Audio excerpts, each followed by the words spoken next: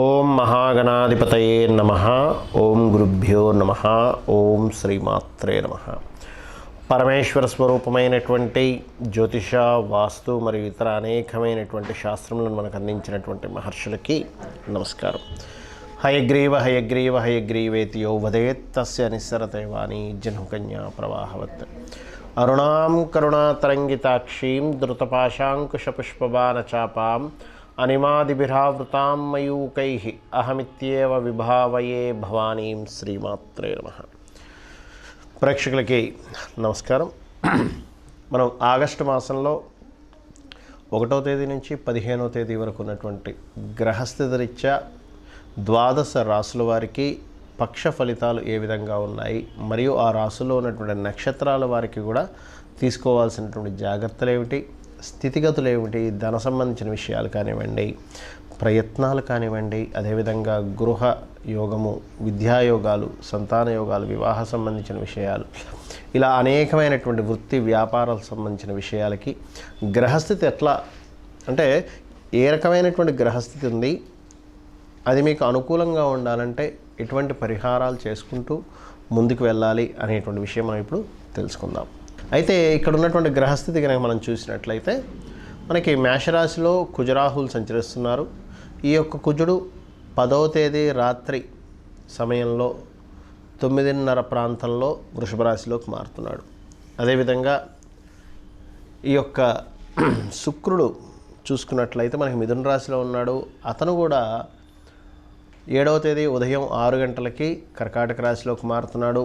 మరియు కర్కాటక రాశిలో రవి, సింహరాశిలో బుధుడు, తులారాశిలో కేతువు, మకరంలో వక్రించినటువంటి శని, మీనంలో వక్రించినటువంటి గురువు యొక్క సంచారం జరుగుతుంది. ఇది ఈ యొక్క పక్షంలో ఉన్నటువంటి గ్రహస్థితి. ఈ గ్రహస్థితికి ద్వాదశ రాసుల వారికి 27 నక్షత్రాల వారికి ఏ విధంగా ఉందనేటువంటి విషయం మనం ఇప్పుడు తెలుసుకుందాం. ఇక సింహరాశి వారికి ఈ యొక్క పక్షంలో ఆగస్టు మాసంలో ఎలా ఉంది, అదేవిధంగా అందులో ఉన్నటువంటి నక్షత్రాలు మఖా నక్షత్రము, పుబ్బ మరియు ఉత్తర 1వ పాదం వారికి ఏ విధంగా ఉన్నాయనే విషయం మనం తెలుసుకుందాం. ఫస్ట్ ఆఫ్ ఆల్ ఏంటంటే ఇక్కడ వీరికి విదేశాలకు వెళ్దాము లేదా ఇంపోర్ట్ ఎక్స్పోర్ట్ బిజినెస్లు చేద్దాము అని అనుకునేటువంటి వారికి మీకు చాలా అనుకూలంగా ఉందని చెప్పుకోవచ్చు ఇప్పుడున్నటువంటి గ్రహస్థితి. అయితే ఫైనాన్షియల్ మ్యాటర్స్ ఎలా ఉండబోతున్నాయి చూసుకున్నట్లయితే ఇక్కడ ధనానికి కారకుడైనటువంటి బుధుడు యొక్క స్థితి వ్యాపారం మూలంగా, అంటే ఇంపోర్ట్ ఎక్స్పోర్ట్ రిలేటెడ్ సంబంధించిన, అందులో ముఖ్యంగా food related, water related, milk related, travelings related businesses చేసేటువంటి వారికి చాలా అనుకూలంగా ఉంది, ముఖ్యంగా 7వ తేదీ నుంచి. ఎందుకంటే 7వ తేదీ 6 గంటల సమయం నుంచి శుక్రుడు మారుతున్నాడు. మరియు ఇన్వెస్ట్మెంట్స్ కూడా పెట్టాల్సి వస్తూ ఉంటుంది ఆ కాంబినేషన్ వల్ల. అయితే ఇక్కడ ఈ పర్టికులర్గా ఈ కాంబినేషన్ ఏదైతే ఉందో, మీరు 7వ తేదీ ఉదయం 6 గంటల నుంచి విదేశాలకు వెళ్ళి ఉద్యోగం చేద్దామని చేసే ప్రయత్నం మాత్రం 100% ఫలిస్తుంది. కాకపోతే ఇక్కడ మధ్యవర్తిత్వంగా ఉండడము, మీరు మధ్యలోకి వెళ్ళి సంతకాలు చేయడము, అగ్రిమెంట్స్ రాయడము, లేదా కమ్యూనికేట్ చేసేటప్పుడు ఒక్కొక్కసారి సిచ్యువేషన్స్ మనకు అనుకూలించినప్పుడు ఓవర్గా రియాక్ట్ అవుతూ ఉంటాం. అలా రియాక్ట్ అవ్వడం వల్ల నష్టపోయే ఛాన్సెస్ ఉంది. కాబట్టి ఏదైనా అనుకూలమైనటువంటి స్థితులు లేనప్పుడు సైలెంట్ అయిపోండి. ఎందుకంటే ఒక్కొక్కసారి అగ్రెసివ్ అవ్వడం ద్వారా ఇబ్బంది పడే ఛాన్సెస్ ఉన్నాయి. మీరు ఏదైతే ల్యాండ్ కానీ, గృహం కానీ, వాహనం కానీ కొనుగోలు చేద్దాం అనుకుంటారో ఈ పక్షం చాలా అనుకూలంగా ఉంది. నెక్స్ట్ పక్షం కూడా అనుకూలంగా ఉంటుంది, బట్ నేను మీకు చెప్తున్నాను. ఎందుకంటే ఇక్కడ చతుర్థ భావం కంప్లీట్గా యాక్టివేషన్లో ఉంది. కాకపోతే ఈ చతుర్థ భావానికి మరొక రాశి ఏదైతే ఉందో రాహు ఉన్నాడు. కాబట్టి ఈ ప్రత్యేకంగా ఈ భూములు కొనుగోలు చేసే సమయంలో ఆ ల్యాండ్స్ ఎటువంటివి, ఎటువంటి ల్యాండ్స్ నేను తీసుకోబోతున్నాను అనే దాన్ని పూర్తిగా పరిశీలిస్తే కానీ తీసుకోకండి. షేర్ మార్కెటింగ్ రిలేటెడ్ సంబంధించినటువంటి విషయంలో జాగ్రత్తగా చూసి మీరు షేర్ మార్కెటింగ్ రిలేటెడ్ విషయాల్లోకి ఎంటర్ అవ్వాలి. రాజకీయంగా తీసుకునే నిర్ణయాల్లో కొన్ని కొన్ని నిర్ణయాలు మరలా మీరు ముందుకు వెళ్ళినట్లే వెళ్ళి వెనక్కి రావాల్సిన పరిస్థితి ఉంటుంది.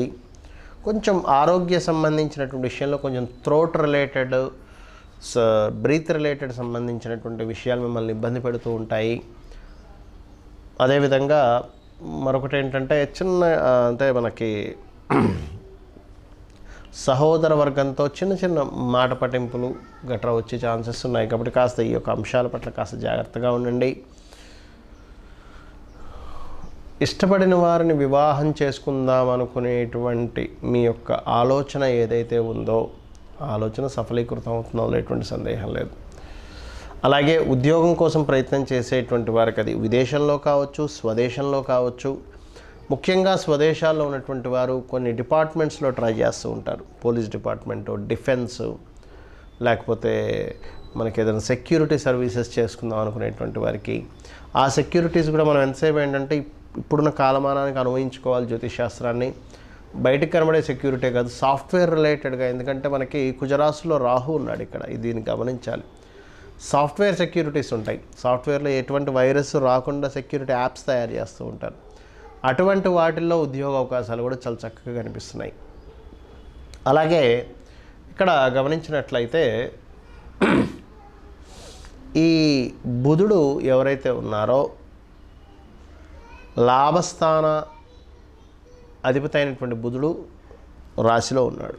ఈ లాభస్థాన అధిపతి అయినటువంటి బుధుడు ఎప్పుడైతే రాశిలో ఉంటాడో ఈ కాంబినేషన్కి, అంటే మిగతా గ్రహాలు ఉన్నటువంటి కాంబినేషన్ని వీటిని గమనించినట్లయితే ఒక్కొక్కసారి ఈ కాంబినేషన్ ఏం చేస్తుందంటే ఏదో తొందరపడి ఏదో అద్భుతంగా వచ్చేస్తుంది కదా, వాళ్ళ మాటలు వీళ్ళ మాటలు విని తొందరపడి మనం ఏదో ఇన్వెస్ట్మెంట్ చేసేస్తాం తీసుకెళ్ళి.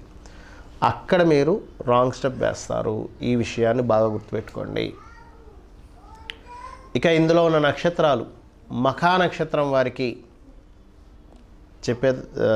తీసుకోవాల్సిన జాగ్రత్త ఏమిటంటే పొరపాటును కూడా మధ్యవర్తిత్వం ఉండకండి. మఖా నక్షత్రం వారు పుబ్బావారు కనుక చూసుకున్నట్లయితే ఇక్కడ చూసుకోవాల్సినటువంటిది ఏమిటంటే పుబ్బా నక్షత్రం వారికి ఈ కాంబినేషన్ ఏదైతుందో పుబ్బవారికి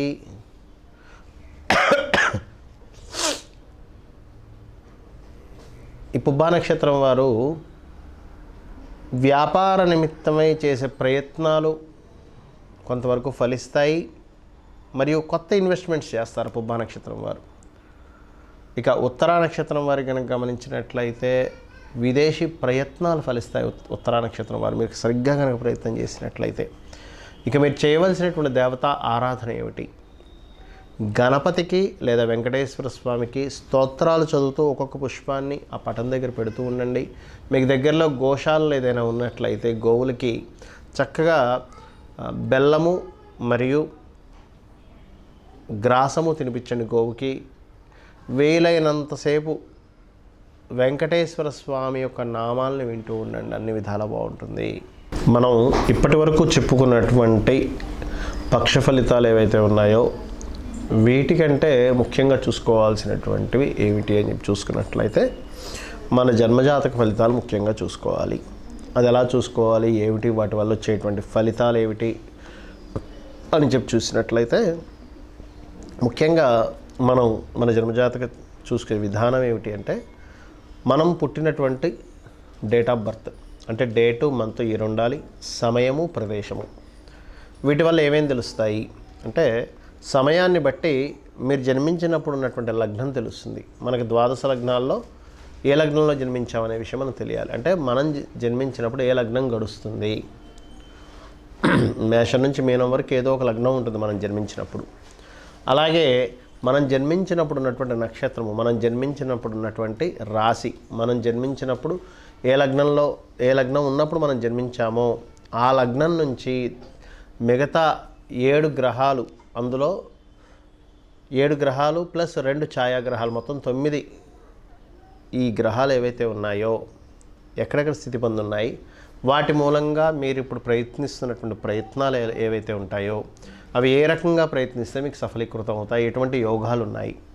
అంటే ఒక వ్యక్తి పలానా బిజినెస్ చేద్దాం అనుకుంటాడు, కానీ అది యోగించే యోగం మీ జాతకంలో ఉందా లేదా, ఆ బిజినెస్ కాకుండా ఇంకో బిజినెస్ యోగిస్తుందా, అసలు బిజినెస్ యోగిస్తుందా లేదా, ఇలా అనేకమైనటువంటి విషయాలు, బిజినెస్ ఒకటే కాకుండా విదేశీ యోగాలు కావచ్చు, వివాహ యోగాలు కావచ్చు, ధనయోగాలు కావచ్చు, ఇవన్నీ కూడా మీరు జన్మించినప్పుడు ఉన్నటువంటి గ్రహస్థితి రీత్యా. ఎందుకంటే మన పర్సనల్ చార్ట్ ఎందుకు ముఖ్యమంటే మనం పూర్వజన్మలో చేసినటువంటి శుభ కర్మలు ఏవైతే ఉంటాయో ఆ యొక్క కర్మ సంబంధంగా మనకి ఈ ఫలితాలు వస్తూ ఉంటాయి. కాబట్టి ఈ ఫలితాలని ప్రత్యేకంగా ఈ మన జన్మజాతకంలోనే తెలుస్తుంటుంది. అయితే మీకు సందేహం కలగవచ్చు, మరి మన జన్మజాతకం ఇంత ముఖ్యమైనప్పుడు మనకి గోచార ఫలితాలు ఎందుకు చెప్పుకుంటున్నాము అని. జ్యోతిషాస్త్రము మనిషి యొక్క జీవితము రెండూ కూడా రెండు రకాలుగా నడుస్తూ ఉంటుంది. ఏమిటది అంటే, చూడండి, ఇప్పుడు మనం సిద్ధంగా ఉన్న మనం ఒక పార్ట్నర్ను లేకపోతే ఒక పార్ట్నర్ని మనం ఎంచుకున్నాం. మనం చెప్పినట్టుగా మన పార్ట్నర్ వినాలని రూల్ లేదు. ఇద్దరి భావాలు ఏకం అయినప్పుడు మాత్రమే ఒక పని జరుగుతుంది. అలాగే మీరు సిద్ధంగా ఉన్నంత మాత్రం మార్కెట్లో ఆ కండిషన్ బాగుండాలని రూల్ లేదు. ఎందుకంటే మార్కెట్ బాగాలేదు, మీరు ఏదో వ్యాపారం ప్రారంభించారు, మార్కెట్ బాగుంటే మీ వ్యాపారం బాగుంటుంది. అలాగే మీరు బయటికి వెళ్దాం అనుకుంటున్నారు, బయట ఉన్నటువంటి ట్రాఫిక్ కండిషన్స్ బాగున్నాయి, ఈజీగా వెళ్ళిపోగలుగుతారు. అలా కాకుండా ట్రాఫిక్ మొత్తం జామ్ అయింది, ఏమవుతుంది, మీరు సరిగ్గానే ఉన్నారు కానీ ట్రాఫిక్ జామ్ అవడం లేట్ అవుతుంది. అంటే ఏమిటి, బయట ఉన్న వాతావరణం గోచార ఫలితాలు లాంటివి. మీ జన్మజాతకం ఈజ్ పర్సనల్. అంటే ఏమిటి, ఇక్కడ ఈ యొక్క జన్మజాతక ఫలితాలు తెలుసుకుంటూ బయటున్న వాతావరణం లాగా, అంటే పలానా రూట్లో వెళ్తే మనకు ట్రాఫిక్ జామ్ అవుతుందంటే మనం ఏ విధంగా అయితే మన మొబైల్లో లొకేషన్ పెట్టుకొని వెళ్తూ ఎక్కడ ట్రాఫిక్ జామ్ ఎక్కువగా లేదు అని చెప్పి చూసుకొని ఎలా అయితే వెళ్తున్నామో సరైన సమయానికి, ఈ గోచార గ్రహాలు అనుకూలత ఎలా ఉంది ప్రజెంట్ అని చెప్పి తెలుసుకుంటూ మనం ముందుకు వెళ్తూ ఉంటాం. ఒక కన్స్ట్రక్షన్ బిజినెస్లో ఉన్న వ్యక్తి ఉన్నాడు, ఒక రియల్ ఎస్టేట్ వ్యక్తి ఉన్నాడు. ఈ వారం ఉదాహరణకి ఈ మనతో ఈ వారం ఈ పక్షంలో ల్యాండ్ రిలేటెడ్ సంబంధించిన విషయంలో జాగ్రత్తగా ఉండాలి అని అన్నప్పుడు అతను ల్యాండ్స్ తీసుకునే విషయాల్లో కొంత జాగ్రత్తగా ఉంటాడు. లేదు, ఒక వ్యక్తి జాబ్స్ కోసం వెతుకుతున్నాడు, బయట ఉన్న గోచారం జాబ్ విషయాల్లో కొంత మోసపోయే యోగాలు కనిపిస్తున్నాయి అన్నప్పుడు ఎవరికైనా జాబ్ పరంగా ఒక్కోసారి చూడండి, ఎవరైనా జాబ్స్ ఇప్పిస్తామంటే మనీ పే చేస్తూ ఉంటారు. అలాంటి విషయాల్లో కొంత జాగ్రత్త పడాల్సి వస్తుంది. కొన్ని ఫేక్ కంపెనీస్ ఉంటాయి, మంచివి ఉంటాయి, ఫేక్వి ఉంటాయి. ఆ రకంగా అనేకమైనటువంటి అంశంలో కాలంలో జరుగుతున్నటువంటి విషయాలు మన ప్రమేయం లేకుండా మనల్ని ఇబ్బంది పెడుతూ ఉంటాయి. ఆ కాలంలో మీకు మీ రాశి నుంచి ఎటువంటివి జరుగుతుంటాయి, మీరు ఏ విషయాల్లో జాగ్రత్తగా ఉండాలి అని చెప్పేది గోచార ఫలితాలు. కానీ దీనికన్నా ముఖ్యంగా మీ జన్మజాతక ఫలితాలు చూసుకోవాలి. ఎందుకంటే మీ జన్మజాతకంలో బలంగా ఉంటే, అంటే మనిషిలో ఎలా అయితే సంకల్పం ఉంటే ఏదో రకంగా రూట్లో వెళ్ళిపోతాడో ఆ రకంగా ఇప్పుడు ట్రాఫిక్ ఫ్రీగా ఉంది కానీ మనిషిలో శక్తి లేదు, వెళ్ళే శక్తి లేదు. ఎంత ట్రాఫిక్ ఫ్రీగా ఉన్నా వెళ్ళడు కదా.